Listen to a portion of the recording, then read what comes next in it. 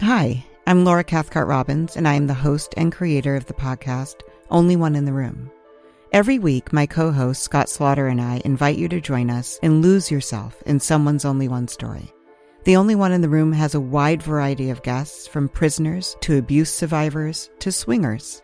With 21 seasons and counting, we guarantee that Only One in the Room will have a story that you'll connect with. This podcast is for anyone who has ever felt alone in a room full of people, which is to say that this podcast is for everyone.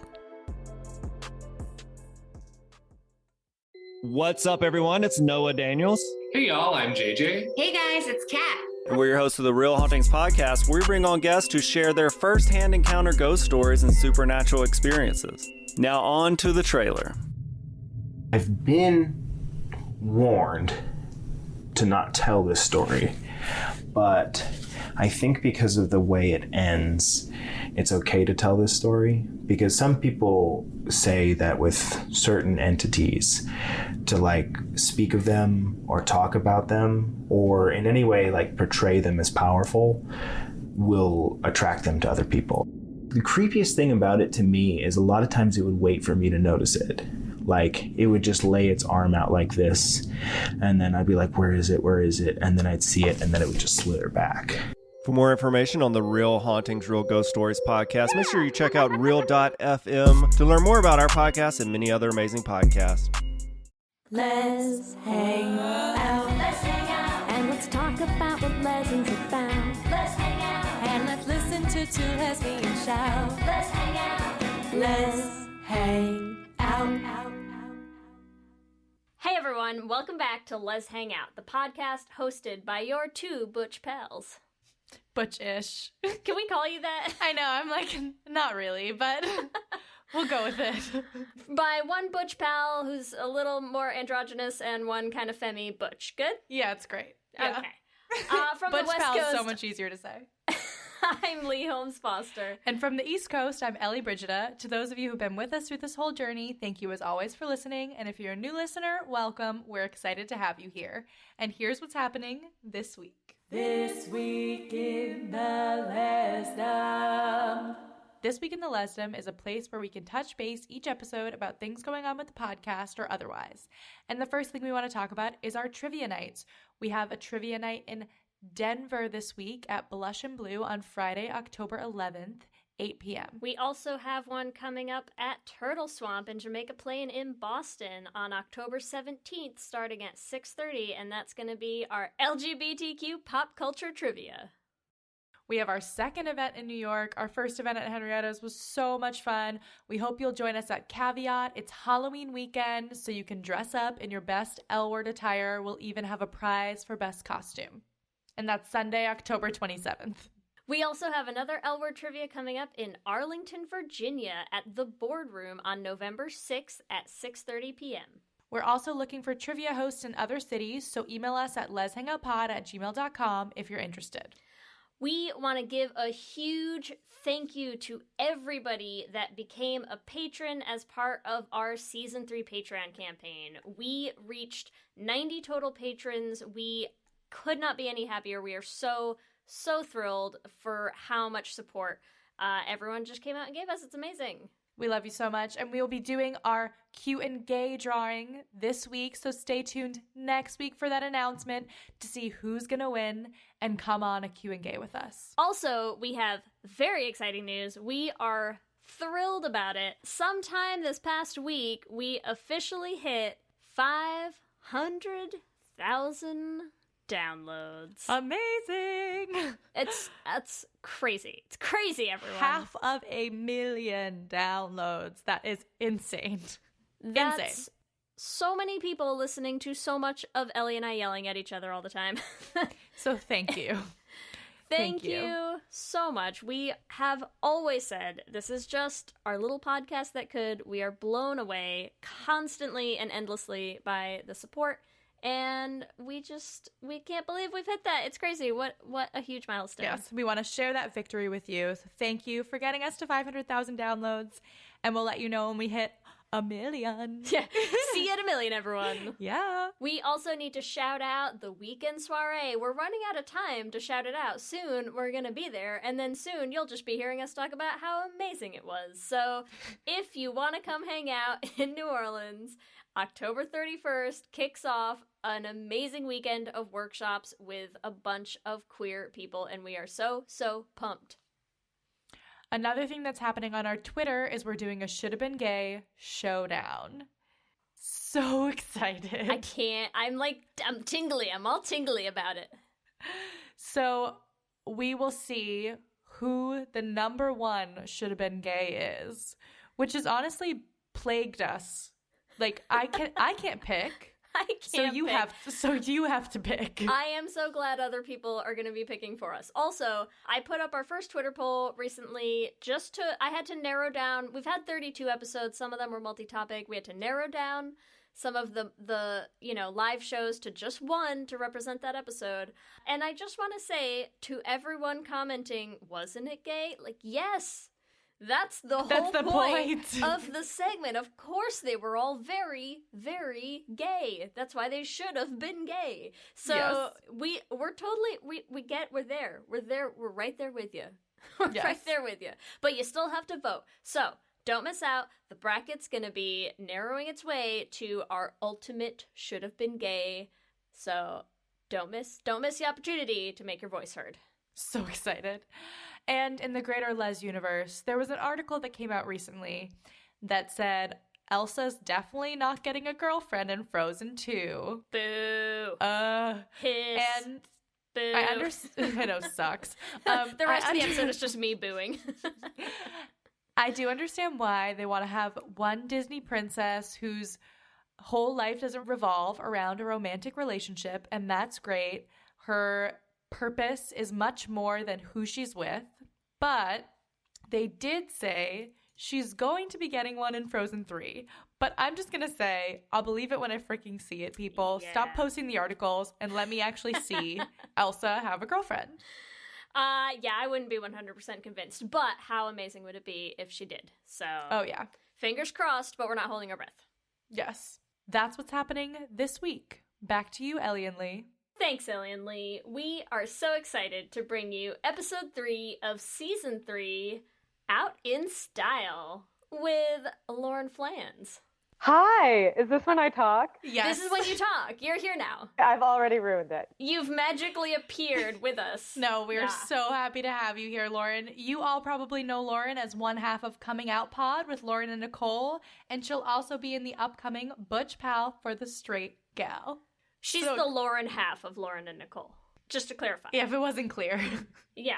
I'm so excited. I've had so many friends be on your podcast, and now I feel like I'm in the clubhouse. Yes. Yeah, I know. It's an exclusive club. We decided to let you in eventually. But plus you got a nice round episode number, 303. That's good. Oh, look at that. To be fair, you're probably one of the only guests who was ever in our hotel room, so... Let's lead off with something a little less. Yeah.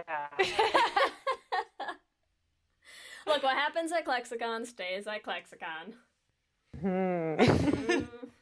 Me going to bed at 11:30 stays at Klexicon. I know. I literally slept through the after party. So sad. I feel like you're saying that because it's early, and to me, I'm like, staying up till 11:30. What a wild night. True. No, I was pretty proud of myself at Klexicon. I did okay. I didn't party super hard, but I give myself a solid B+. You got the best you got what you needed out of the weekend. You're ahead of the average. It's good. Lauren, why don't you tell us a little bit about yourself? What do you do? Oh boy. What don't okay. you do? I am I always say actor writer, but now I'm like, I guess I should lead with podcaster. I feel like that's like that's like what I put most of my energy into.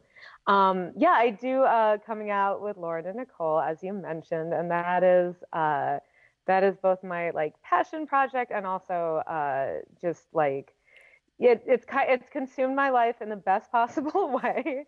So I do that, and I am an actor and a writer, more a writer these days, but still doing acting stuff. I'm a dog owner. That's an important part of my That is a personality. huge part, yeah. And I am a Twitter addict. And I feel like Oh, that's a good picture of. It's such a problem.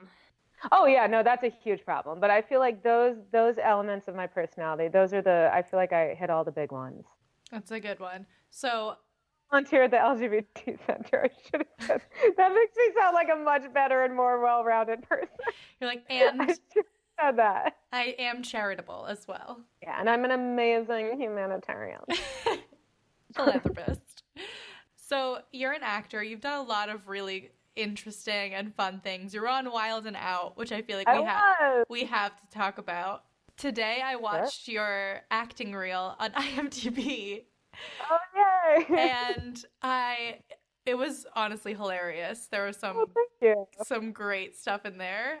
There's one part of you yelling at Nick Cannon about yogurt. Yes. Yeah. And I just thought that was amazing. So we have someone on the show who's yelled at Nick Cannon. We just want to let you all know. I think you're our first guest on the show who's yelled at Nick Cannon. But not your last. Your cards right.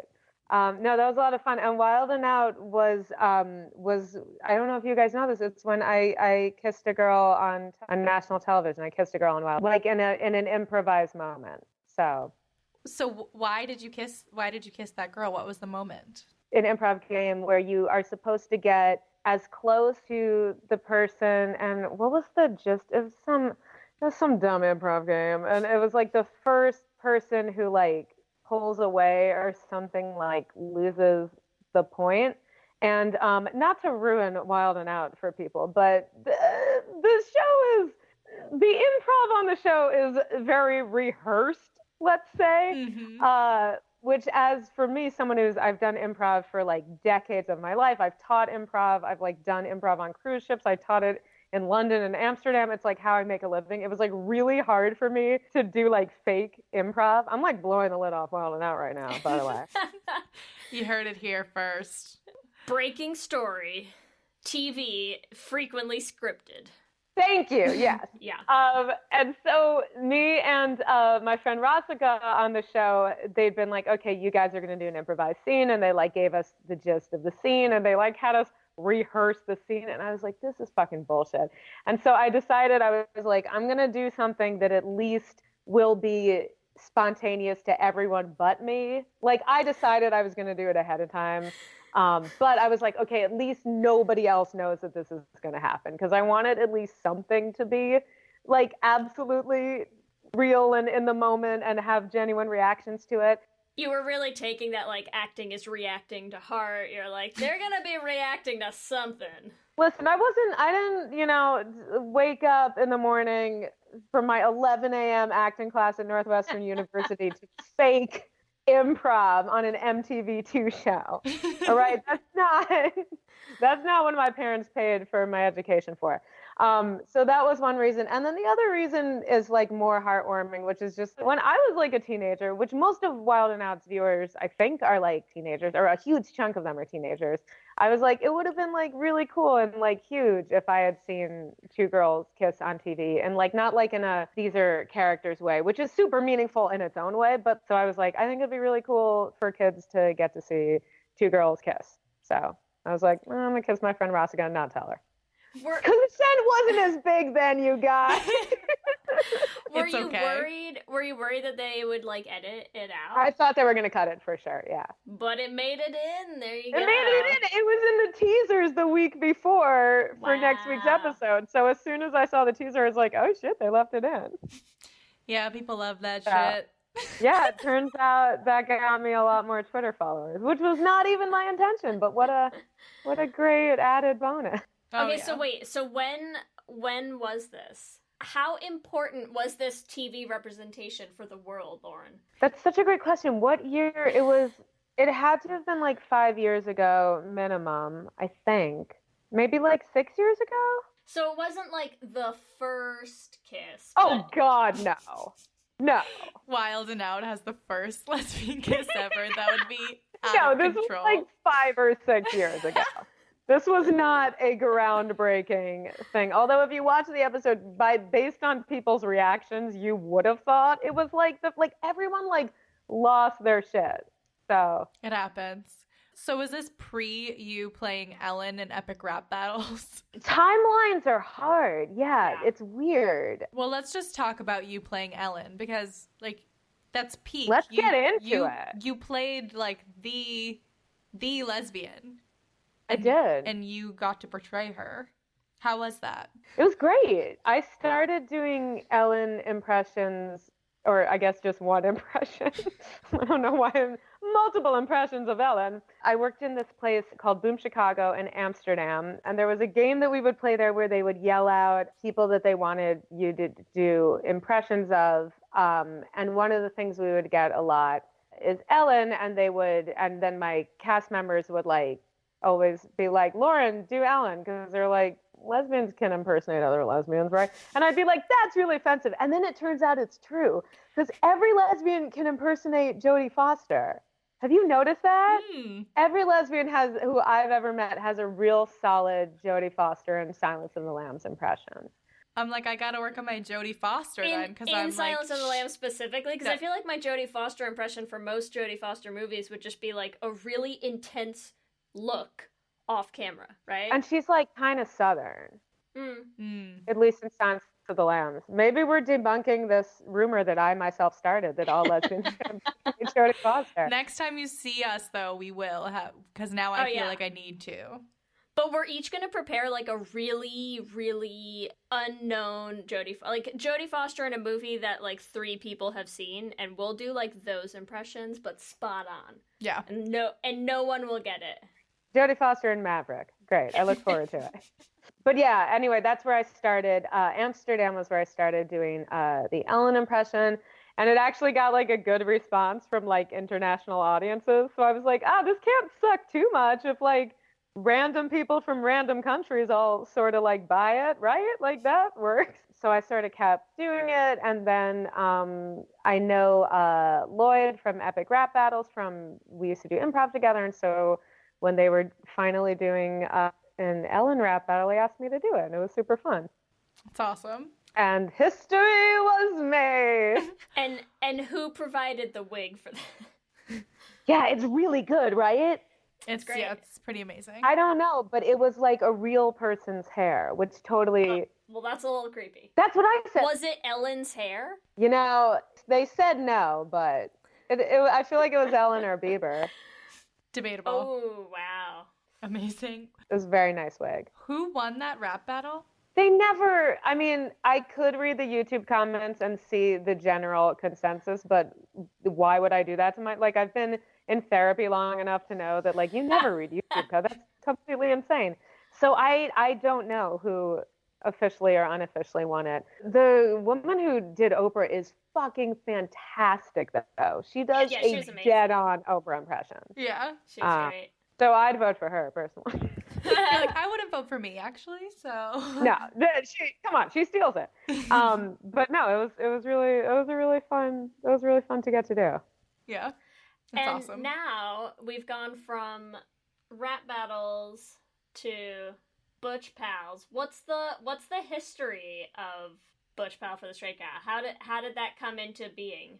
Butch Pal for the Straight Gal is my friend Allie Johnson's project. Allie is someone I've known for a number of years. We do this thing in LA together called 30-minute musicals that is very fun and campy, and very, it's very gay in quotes, in the way where it's like it's not even very queer, like it's very gay. You know what I mean? Like, you know that distinction where it's just like so campy and like fun. Yeah. And Allie and I are actually the only 2 queer women in it. It's mostly like gay dudes and straight gals, as is a lot of musical theater for those who have experienced music. But Allie and I met doing that, and we like hit it off. And then she moved to San Francisco for a long time because she was a morning radio DJ, and then moved back to LA like, I don't know, like a year ago. And she was like, I have this idea, like, will you get coffee with me? And we went to get coffee at Cuties in LA. Shout out to Cuties, the queer coffee shop that everyone in LA knows.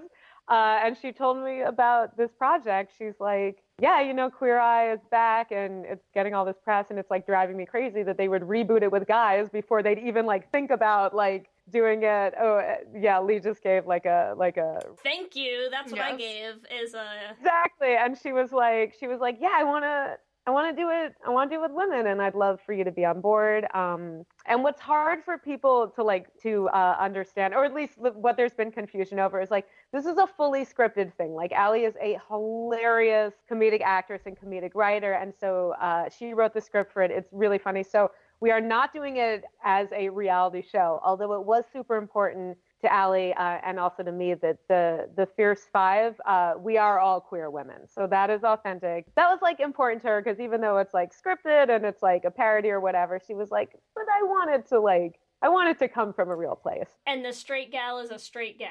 Our straight gal is a straight gal. She's a super good friend of mine who I recommended, who I would classify as queer adjacent. She has a lot of queer friends. So she's like in the pocket. Very straight, very married to a very straight dude. So she is also authentic. She qualified. Yeah. A real life straight girl. We got her. Yeah, we found one. It's difficult Even in these LA? days. Yeah. Wow. Yeah. They're few and far between, especially when you only hang out with queer people. I'm actually, I mean, well, we can talk about that later, but most of my friends are straight. So I had my pick of straight girls to recommend to Allie when we were casting. Oh my God. Have you watched the new Queer Eyes? Because I'm like the worst lesbian ever, and I still haven't seen any of them. At all? I'm like ashamed to admit it. I haven't watched any of them.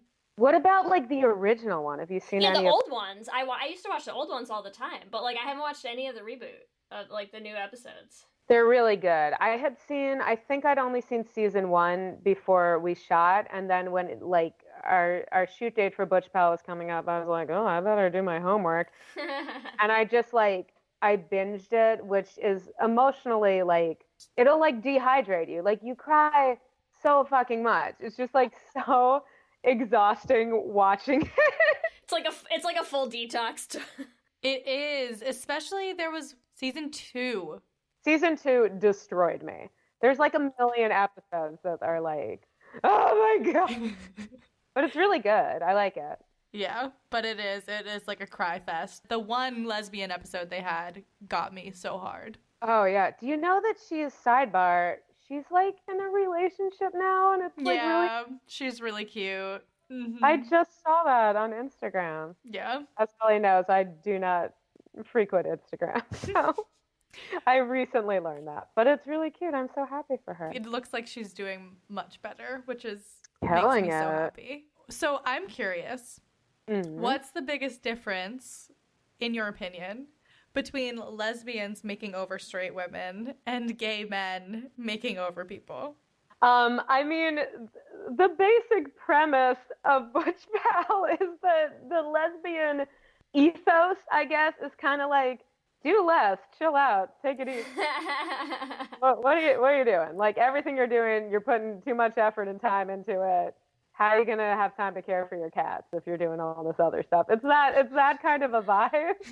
So I think, and even just in watching Queer Eye, like Jonathan, who I fucking love, but when he's telling them here's how you maintain your hair, and he's like, all you do is you put slightest bit of and I'm you lost me at the part where you put a dime size of mousse. What? Nah, dude, I'm not gonna do that. Ain't nobody got time for mousse. I'll do it for a week, but then I'm definitely gonna slack off. So I feel Butch Pal is it's like flossing after you go to the dentist. Listen, I'm super good at flossing, which I feel queer women are good at flossing, right?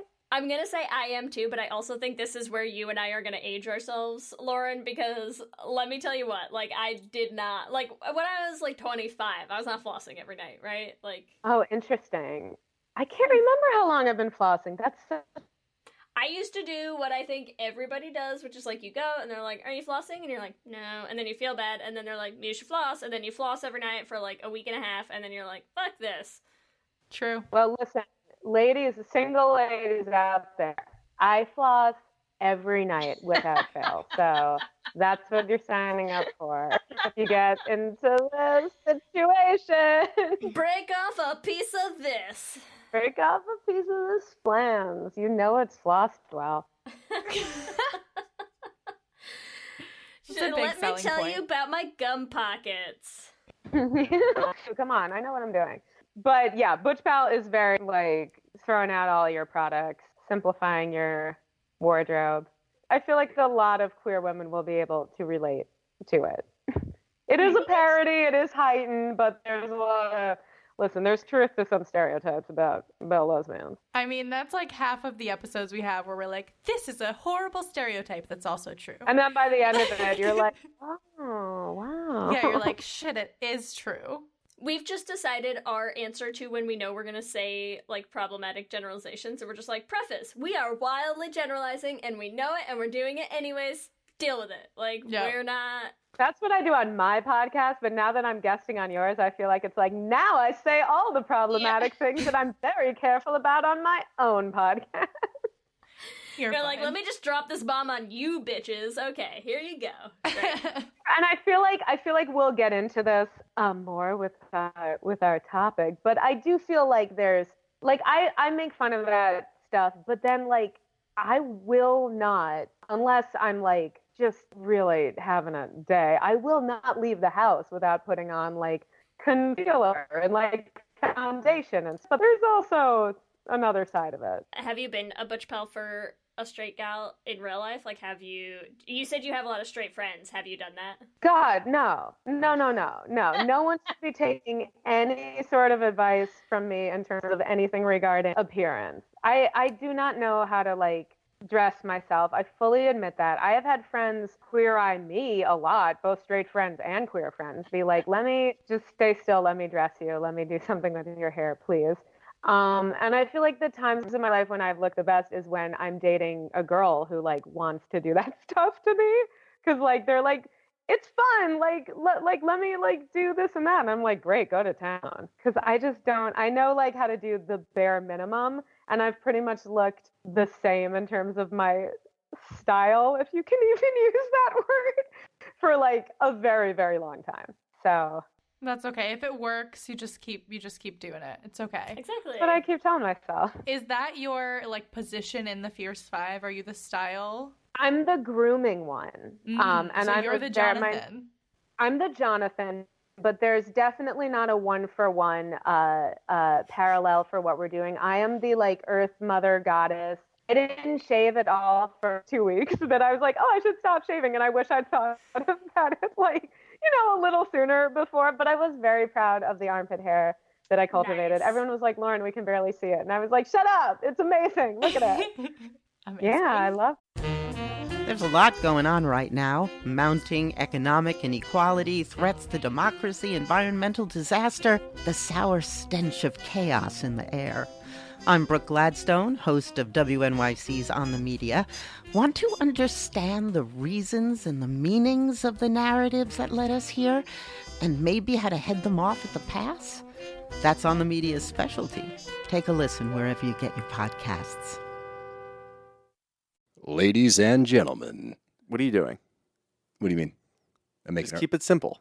I'm making the promo. Just keep it simple. Just say, hey, we're the Brav Bros. Two guys that talk about Bravo. Ladies and gentlemen, boys and girls, we're the Brav Bros. No. Oh. Dude, stop with the voice. Just keep it simple. I've seen promos on TV, dude. This is how you get the fans engaged. This is how you get listeners. We're trying to get listeners here. If we just say, oh, we're two dudes that talk about Bravo, people are going to get tired of it already. We need some oomph. All right, then fine. Let's try to do it with your voice.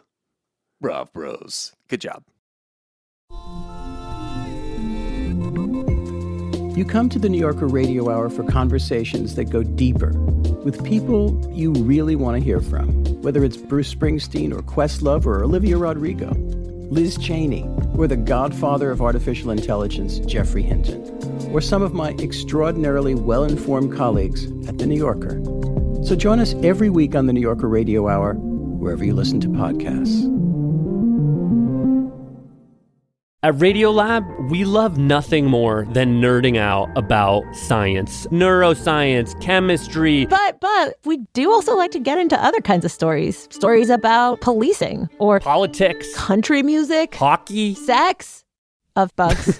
Regardless of whether we're looking at science or not science, we bring a rigorous curiosity to get you the answers. And hopefully make you see the world anew. Radiolab, adventures on the edge of what we think we know.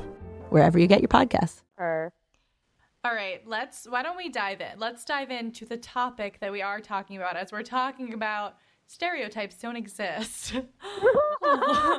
Lauren really wanted to talk to us today about the different types of lesbians, and we are so on board. So Lauren, why don't you tell us about the different types of lesbians from your perspective? What are the ones that you're like, yes, these are the main ones? Oh, great. Okay. Yeah. So initially, before I started doing the Coming Out podcast, I was really only familiar with butch lesbians, lipstick lesbians, and then something called chapstick lesbians, which is what I thought I was for a very long time. Wait, define that if that's what you were. Well, here's the thing. I was wrong. Like what I thought it was. This was also one of my dear, wonderful gay dude friends had told me the term. And he's like, yeah, you're a chapstick lesbian.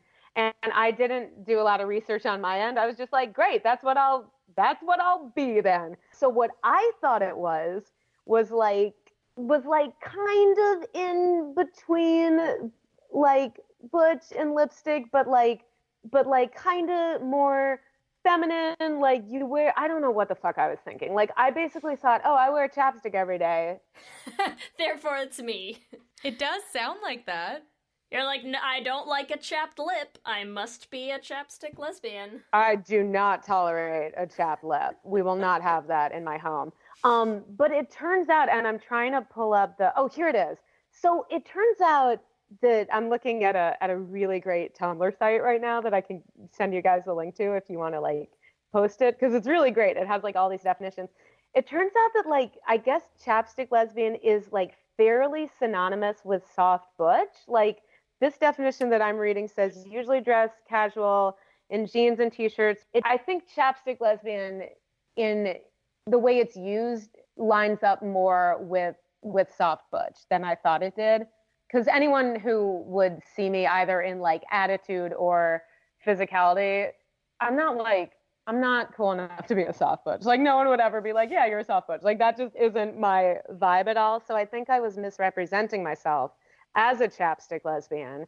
And I apologize if you're one of the many people in that period of years that I told I was a chapstick lesbian, because I'm retconning it now. I was wrong. You're not alone. I definitely thought I was a chapstick lesbian as well. Yeah. Because I was like, I'm definitely not, like, I'm not a lipstick lesbian, like, but I'm definitely femme. Exactly. That was what I thought. Yeah. I think that, Ellie, I feel like you and I pretty closely line up in our, like, how we present or whatever. Oh, yeah, for sure. Right? Which at least I have rarely encountered. So I was excited to meet you in person at Klexicon. Okay, but wait, now I'm really curious, though. If you both thought you were chapstick lesbians, and you don't think you are now, what do you both think is your lesbian style or type now? Are they the same? Did you both move to the same thing? Well, here's what I moved to about a year ago when I found this other WordPress post. I don't even know what WordPress is. I feel like it's like somebody's blog or something. But again, it's like a journaling site, isn't it? Right, it's a journaling site. Well, I found this definition that for the first time I was like, I feel seen, which is this thing called a blue jeans femme. And that is what I now, if somebody is like, how do you identify? I'm like, I'm a lesbian, I'm queer. And then if they're like, no, but like, what stereotype do you identify as? Which, to be fair, has very rarely been asked to me. And when it is asked to me, it's usually straight people asking me. But now I can say that I feel most like a blue jeans femme. I'm trying to pull up the definition of it where I felt so seen. Okay, wait, you look for that, and I'm gonna say I really wish we had done this like a newlywed game where like I should have made Ellie write her answer down, And then so we that both could, just flip so it that up. we could have it like to prove. But what would you identify as now, Ellie? Well, honestly, I knew I was not a chapstick lesbian, and until this exact moment, I've been just sitting in like lesbian purgatory. Like, I don't have a definition then. I'm like, my thing doesn't exist. Oh my God. We're like the Spider-Man meme or GIF or whatever where they're pointing at each other. Like, that is how I felt for so long because I just like didn't feel like I fit into a category, which like, I mean, look, like, I'm a white chick. This isn't like my burden. I just or don't whatever. belong. Like, Where is there a place for me in the world? Yeah, you guys? it's definitely like not a big deal. But when I did find this definition, I was surprised at how much it made me be like, oh my God, it's my little corner of the lesbian world. So like, it really did feel like fun to discover. Do you want me to read it out? Yes, This is Please. Okay, it says a blue jeans femme is a lesbian who identifies as femme or feminine, but prefers jeans and more casual clothing to dresses and skirts. And I was like, that's it. Exactly what I feel like. Like, this is the way I've always described myself is like, nobody ever assumes I'm a lesbian, but nobody is ever surprised when they find out that I am. Like, that is exactly the line that I walk. Yeah, and that this seems to about me right. it felt like a definition where I was like, yeah, that feels right. So now I identify as a blue jeans femme to anyone who asks, which again comes up very rarely. Okay, Yes. but can we take a hot minute real quick because I'm now having an existential crisis of there's this. Okay, so Ellie gathered like a little list of things for us to have as talking points as well if we need to refer to them. I don't think I see myself on here. I don't think I fit any of those. None of them are me. Where do I belong, Lauren? I'm going to send you both of these links. Okay, please do. I put them on the Coming Out Pod's website as well because I was like, and I did my disclaimer thing where I'm like, you absolutely do not have to label yourself and put yourself in a box. But what if I want a box? Exactly. Box If you're myself. like me and Lee and you're very type A and it's like, and you really like labels for yourself because like they're fun and you can classify yourself and like how exciting. You were a nerd in high school. Maybe this is feeling relatable to some people. Yeah, these two links that I found that have a much wider range of definitions than the usual ones that I came across. Maybe you'll find yourself in one of these. And they have like fun pictures and cartoons and stuff. Please send me that because I'm looking at this list and I don't think that any of those are me. What have you whenever anyone has had this conversation with you before, what do you say? Okay, so here's the thing. I feel like because I've never had an answer, I always default to like the funnier making fun of myself answer, which is like I'm like a 13-year-old boy lesbian, which is very, very me. I mean, it's completely accurate. And that also is a category, I think. We don't have a name for it, but you're not alone. You could rock baby dyke probably into your late 50s. Yeah. Yeah, you're just a baby dyke. How do you know I haven't? You don't know how old I am either. It's a lie. I know exactly how old you are. You're one of those people who tweets it out like, no fear, I'm not an actor. Here's my real age. I think if I had to really try to box myself, my closest box would probably be like androfemme. Is that a category? That seems seems like a category right? that exists. Like the thing is, for sure is. I like androfemme. I have a hard time because I know we like joked at the top of this episode, Ellie, about who of us is butch or not butch. Yeah. I've never really identified as butch, even though I do really, really like a lot of masculine clothing aesthetics. But I also, feel like you tiny. dress more like a gay man than like. Well, I've always felt like I might be more like a gay man. Like I love like musical theater and like it's not a bad thing. I have so many gay dude friends and like so many straight female friends. I was like, am I a gay guy? But then I found blue jeans femme and I was like, I'm a blue jeans femme. See, I think it's hard because if there's a very big difference to me also between like how I dress every day, where I'm like super lazy and casual, and like I do wear like jeans and a t-shirt like almost every day, and I love that I have like a job where that's totally cool. But I feel like to me it's like if I was gonna like dress up, right? Like to me that defines a lot more of someone's aesthetic. Interesting. Yeah. Do you know what I mean? It's like I don't think that like someone's aesthetic is necessarily just like what do you wear every day? It's like what do you wear if you were gonna dress good, either to like look really good, or like if you were gonna dress to like convey you, like how would you dress? And like I will say I just went to like one of my best friends just got married this summer, and it was the first time that I went to a wedding and I wore like not like a full suit, but I wore like pants and a button down and a bow tie and like a vest, and I was like, why have I waited so long on this? I'm like, I have gone to so many weddings, like so many of my friends have gotten married, and I was just realizing like, wow, I have wasted like basically all of my dressing up opportunities on like feeling like an asshole in a dress, you know, or like totally get that. Yeah.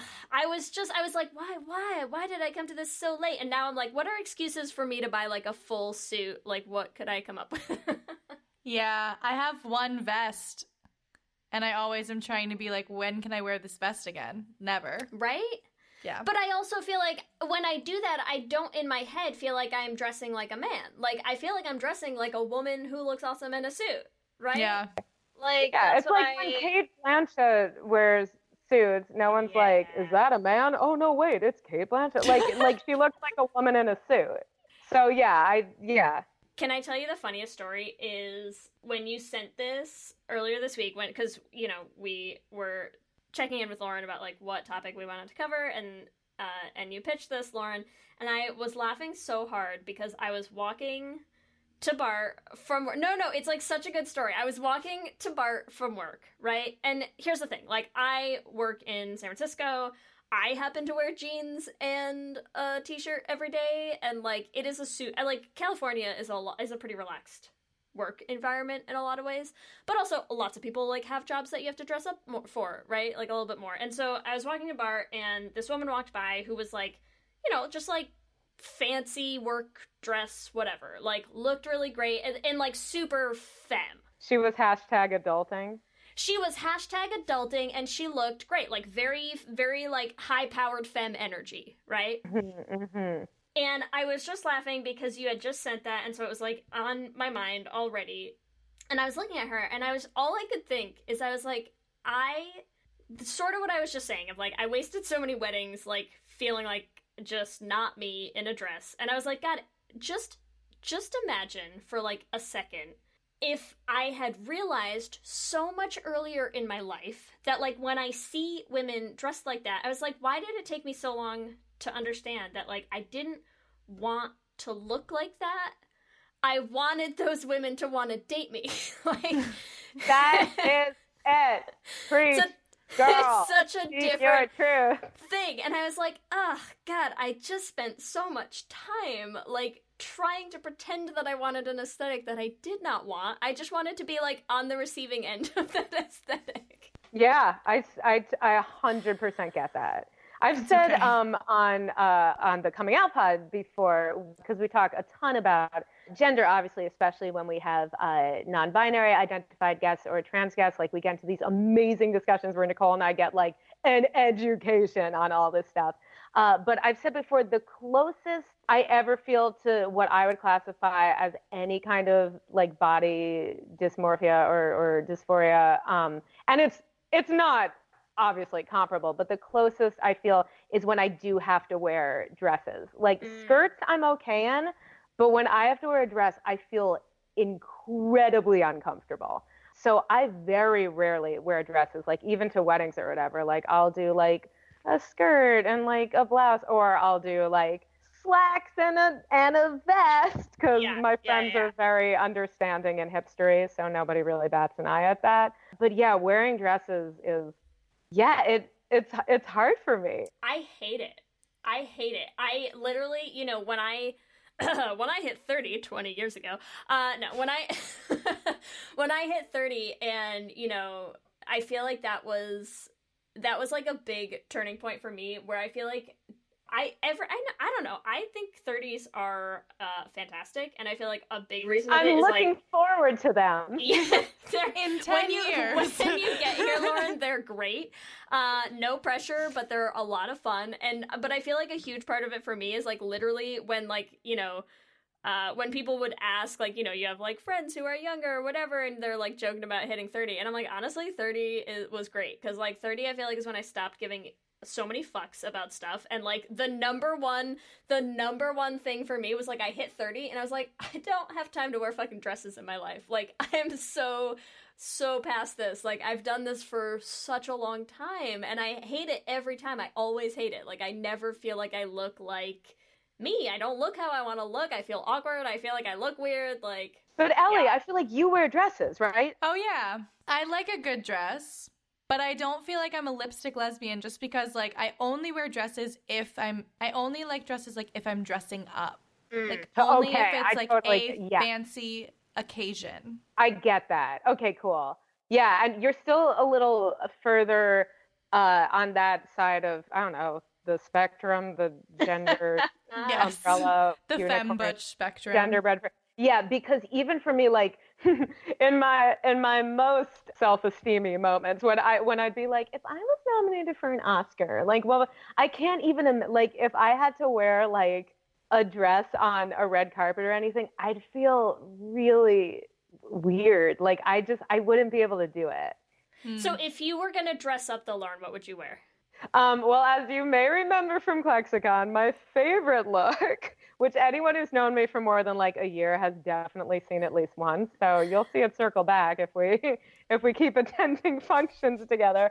I like to wear, I'll wear like a short-ish skirt, like what I wore at Klexicon was like a fairly, not like I'm a hot, teenager on Riverdale short, but like an above the knee. A hot 35-year-old on Riverdale. That's correct. Exactly. But I wore like an above the knee, like tight black skirt, and then I wore a black wife beater and a black pinstripe vest.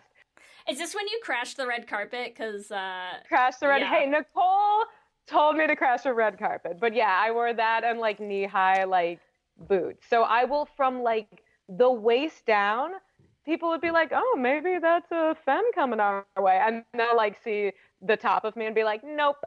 Like, she's definitely wearing a white beater under a vest. I look like a bartender most of the time. Like, my version of dressed up is like, oh, do you 10 bar at like a kind of nice bar? Like, that's as nice, that's as dressy as I go. Nice. The one time I tried to wear a vest pantsuit at a wedding, people thought I was the waiter. Oh my God, that is such a queer female plight. Yeah, so I was like, maybe I think I just need not a black vest. Like, I was in black and white. So that was just like, why would you do that? That's a tough one. That's a tough one, yeah. But next time I'll adapt. Well, Testing someday it when out. we get invited to the red carpet, we'll break out our fancy gigs as well. So Oh yeah, or we'll just crash it. Yeah, we're all crashing it next year. Fuck Nicole the rules. told me to meet her at the red carpet. If it makes you feel any better, you can tell in all the photos that I am very uncomfortable to be there and do not know which camera to look at. So, You're fine. Baby's first red carpet. But we're gonna throw queer prom and we're all gonna get dressed up. How's that? Yeah, we really have to do this. I'm like, we're down. Dead set on us doing it. It's happening. It's in my I'm calendar. saying it's happening next summer.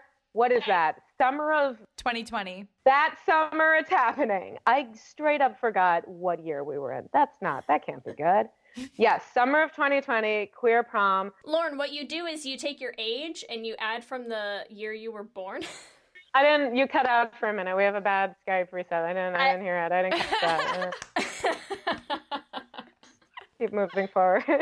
Oh my God. I feel like it's time.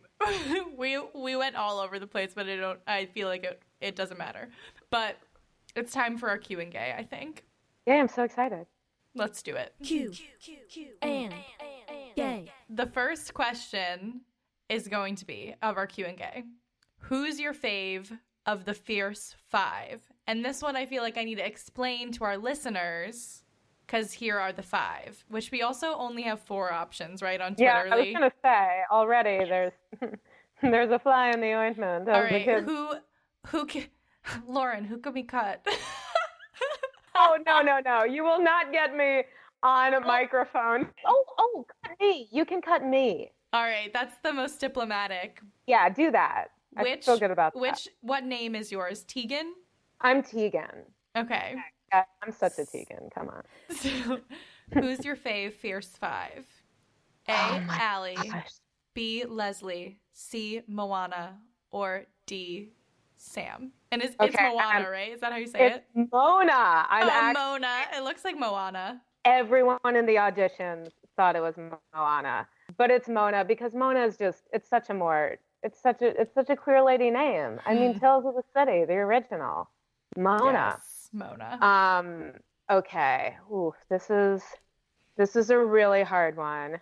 And I'm basically gonna cheat and I'm gonna say Sam because Sam is the one who everybody, as you will see eventually in the pilot presentation, Sam is like the one who everyone falls in love with. She's that lesbian. So I'm gonna say Sam because, she got that flavor.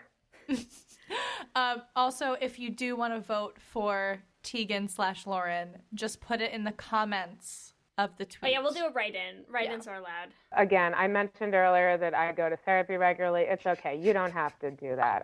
It's fine. I'm fine. She's fine. Everything's fine. Question 2, Lauren. What do straight girls need the most help with? A, clothes. B, self-esteem. C, dating. Or D, fixing things. Okay. My opinion as a Twitter addict is self-esteem.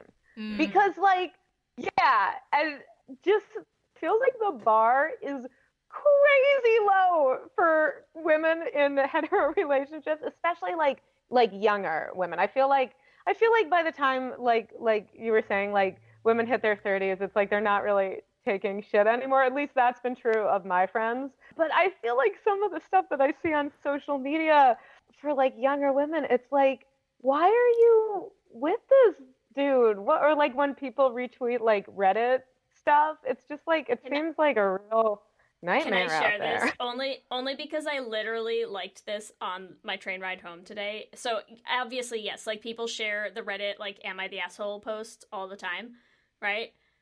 They're always the asshole. They're always the asshole. If it's the guy, right?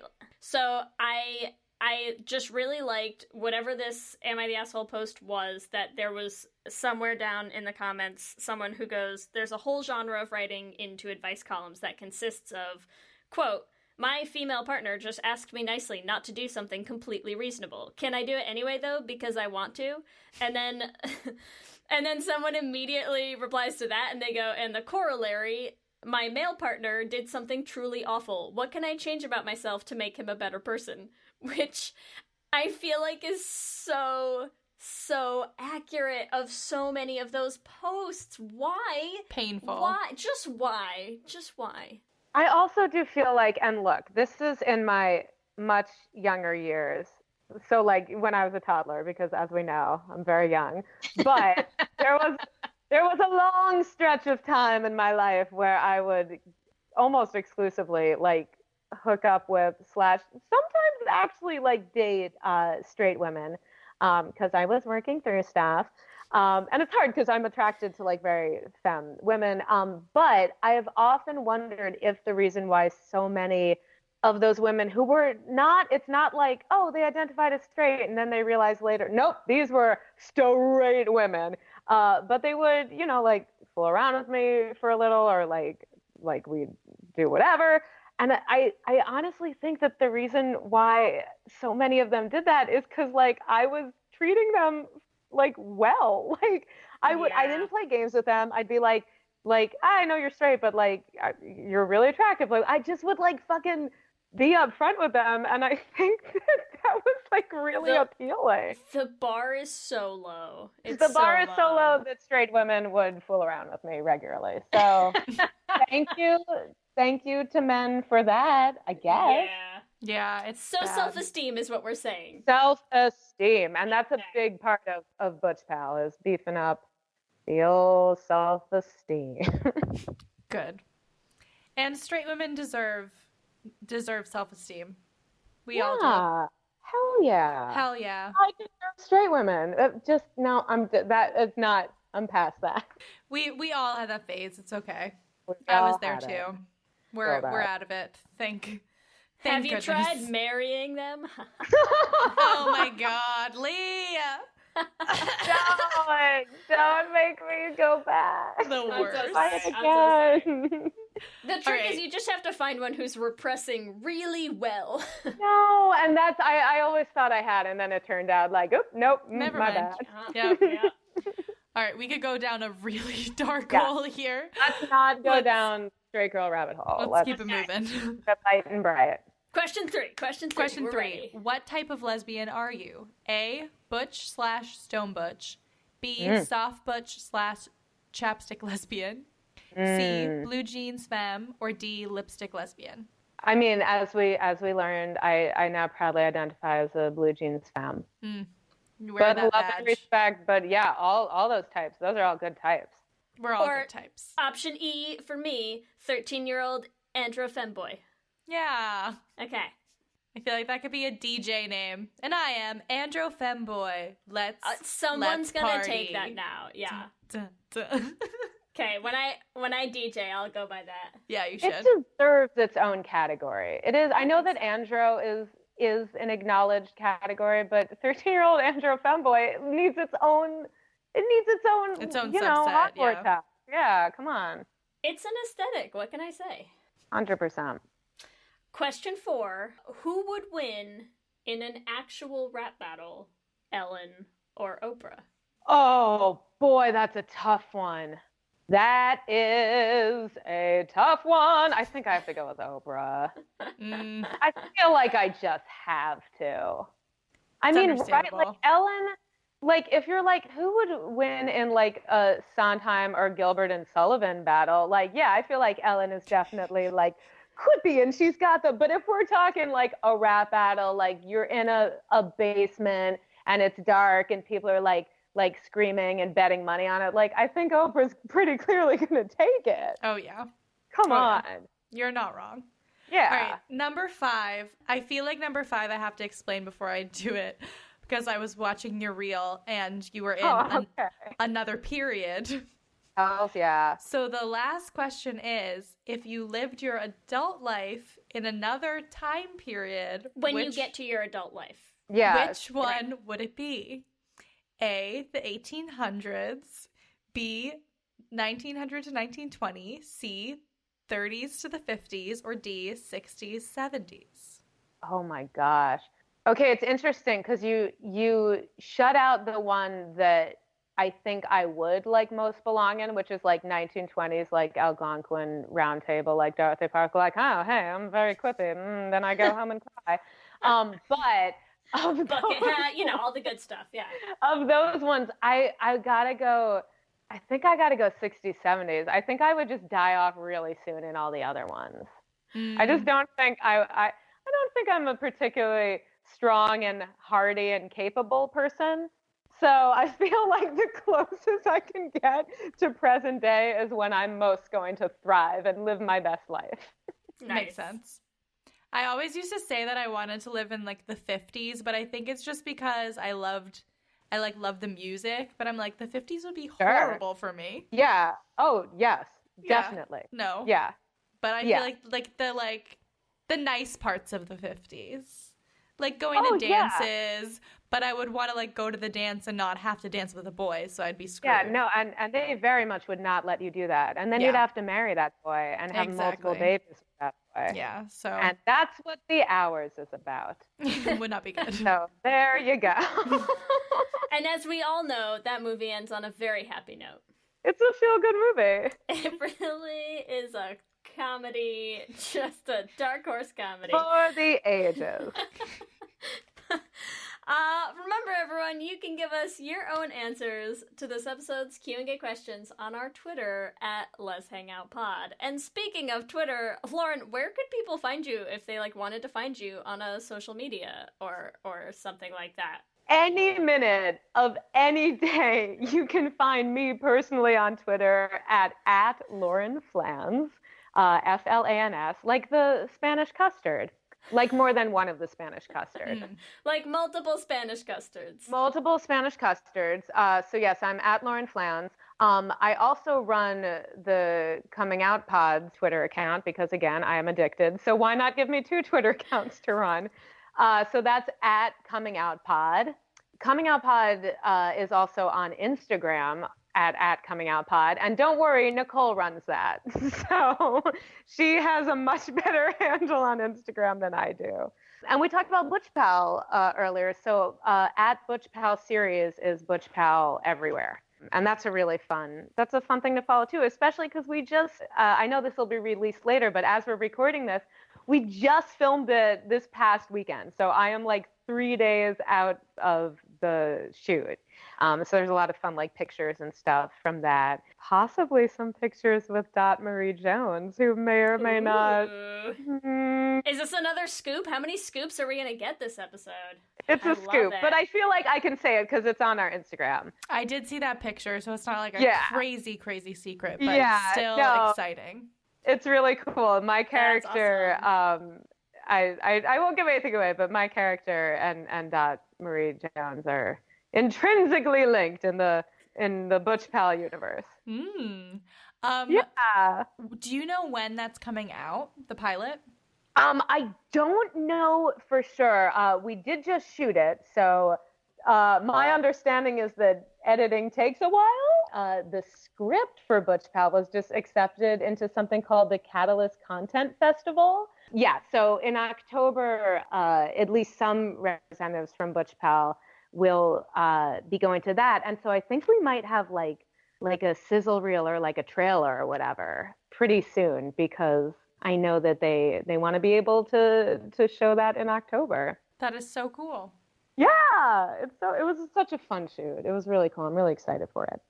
Anything else coming up that you want to let people know about? Yeah, sure. So as you guys mentioned, I do a podcast with Nicole Payson. So that's called Coming Out with Lauren and Nicole. And we did our first ever live episode at Klexicon with Brianna Venskis, which was so dope. And we're doing our second live episode on October 19th at LACC, which is a school in LA. And it's for this really cool thing called Models of Pride that the LA LGBT Center puts on for LGBTQ youth and allies. So that's going to be our second live episode. And we're not sure of who our guest is going to be yet, but we will announce that closer to time. Awesome. And everyone needs to make sure that you listen to Coming Out Pod. Yes. For sure. We're on all the things. We're on the iTunes and the Spotifys and the Stitchers. You get it. All the things. You kids, of which I'm also one, know how to do it. What are high schoolers doing today at your high school, Lauren? Yeah. Oh, I'm going to be in Models of Pride as a student. I'm just also doing the live podcast. I'm a student rep, yeah. If you haven't gotten quite enough of Lauren, you can also catch her taking over our Instagram sometime this week. Stay tuned on our social medias for details on that. It's going to be so fun. I barely know how to use Instagram. It's going to be awesome. It's going to be great. And mostly my dog, if I had to guess. That's not true. I saw you put together an Instagram story once in Kelsey's backyard, and I think it took you a mere 20 minutes. Listen, I did okay at Klexicon. I feel like I had a Rain Man burst of understanding how to use Instagram while I was at Klexicon, because I knew I had to promote, and then it all just went out of my brain. But I'm going to figure it out for when I take over your Instagram. That is my promise to you. Asterisk, that's not an actual promise. I'm going to do my best. It'll be great. Thank you so much for hanging out with us today, Lauren. It has been a pleasure as always. I had so much fun. Thank you for having me. Let me hear you say hip, hip, hip, hip, hip, well, yeah. We love hearing from all of you. We love continuing to build this community. So we just like to take a chance every episode to shout out some of our favorite things that have been happening lately in that community. And I want to shout out Elizabeth Fisher, who came to our trivia night at Henrietta Hudson. She came up to me after to talk about the show. She binged the whole thing in about 3 weeks. So I just want to say, very impressed with you, Elizabeth. That's a lot of listening to our voices. A lot. She did say she listens to it on the subway, and it's one of the only podcasts she can listen to on the subway because we're so loud. So keep being loudly. I can do it. I can do it. But I just wanted to say thank you for coming to the trivia. It's her first few weeks in New York, and she got to meet some new friends there. So I just want to say thank you for listening, and thank you for coming. We're so happy to be connecting you to more queer people in New York City. And as always, we need to thank our Lesbian Jesus patrons, Amy and Ellen, Lizette Stye, Tanya Ferguson, Jess Klaus, Danny Griswold, Michelle Ray Thomas, Sarah and Julia, Nicole Gross, Carrie Ann Lawrence, Mark Foster, Danny Goodluck Timura, Sammy Walsh, and Audrey O'Connor. And of course, we always are going to thank our King Princess patron, Kayla. So much love, always for Kayla. Remember, you can also find us on all the social medias on Instagram, Facebook, and Twitter at Let's Hang Out Pod. Or you can email us at letshangoutpod@gmail.com. You can check out our website at letshangoutpod.com. Make sure you subscribe on wherever you listen to your podcast so you'll be the first to know when we get new episodes. We also are going to have videos going up on our YouTube channel, so make sure you check that out at youtube.com/letshangoutpod. If you want to support the podcast, you can rate and review us on iTunes. We love hearing your reviews, and it helps other people find the show. Also, if you missed out on becoming a patron as part of our Season 3 Patreon challenge, it didn't go anywhere. It's still there. You have so much opportunity to support the podcast. You get perks like ad-free episodes. You get the chance to come hang out and watch Les Essentials with us. Lots of fun stuff. You can find it at bit.ly/lespatreon. And if you want some Les Hangout merch, you can get it at bit.ly/lesshop. If you want to follow us individually, the best place to find me is on Twitter and Instagram at LSHFoster. And you can find me on Twitter and Instagram at EllieBrigida. With that, I'm Ellie. And I'm Lee. And let's hang out again soon. Let's hang out. Listening to a podcast should be time well spent, and I promise it will be if you'll give this podcast a try. It's called Something You Should Know. I'm the host, Mike Carruthers, and in every episode, I talk with leading experts on topics I know you will find fascinating. From why people can't keep secrets, what your favorite music says about you, why your pet acts in strange ways, and so much more. Something You Should Know is designed to give you information you can use in your life and give you great intel that you can share with others. I'm told it's a binge-worthy podcast, and with over 1,000 episodes, there's a lot to binge on. Something You Should Know has been ranked in the top of the Apple Podcast charts consistently for a long time. I know you're going to like this. I just need to get you to try it. Something You Should Know. It's available wherever you listen to podcasts.